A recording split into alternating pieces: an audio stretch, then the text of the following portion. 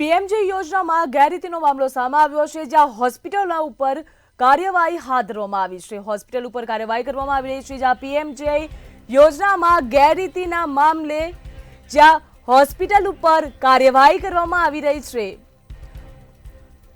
રાજ્યની 4 હોસ્પિટલ સામે સરકાર દ્વારા કડક કાર્યવાહી કરવામાં આવી રહી છે, જ્યાં રાજ્યની 2 હોસ્પિટલને પીએમજેમાંથી સસ્પેન્ડ પણ કરવામાં આવી।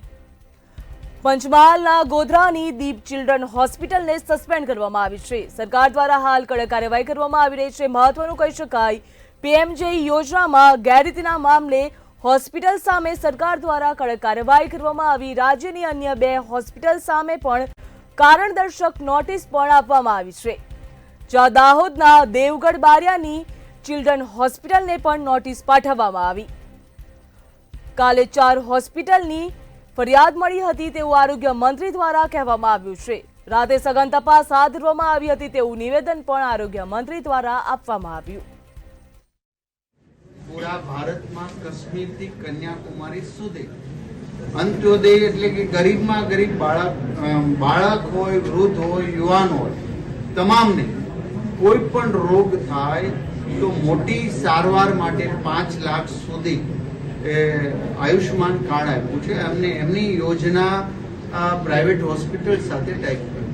પહેલા ગુજરાતની અંદર અનેક એવી હોસ્પિટલો છે જે સેવા કરીને લોકોને આશીર્વાદ પ્રાપ્ત કરી રહી છે।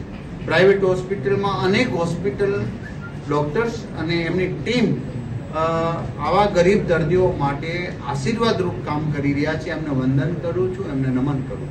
પણ ક્યાંક પોતાના સ્વાર્થ માટે આ યોજનાનો અગાઉ પણ હોસ્પિટલો પકડાણી હતી ને જે યોજનાનો ખોટો લાભ લઈને જે પાપ કરી રહ્યા હતા એવા આંગળીને વેઢે ગણાય એટલા લોકો છે, પરંતુ એક પણ લાલિયાવાડી અમે ચલાવવા માંગતા નથી।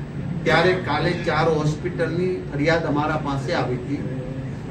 સાંજના 6 વાગ્યાથી રાતના 12 વાગ્યા સુધી અમારા હેલ્થ વિભાગના સચિવ અને હેલ્થ વિભાગના કમિશનરે આમના પર કાર્યવાહી માટે તપાસ કરી।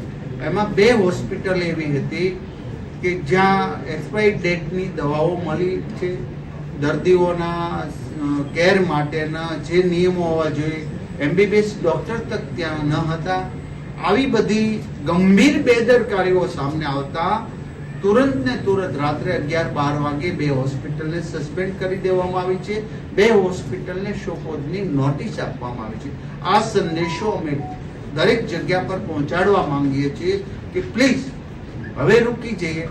ગરીબ દર્દીઓ સાથે કે લોકોના જીવન સાથે છેડા કરશો તો એની કાર્યવાહી થશે।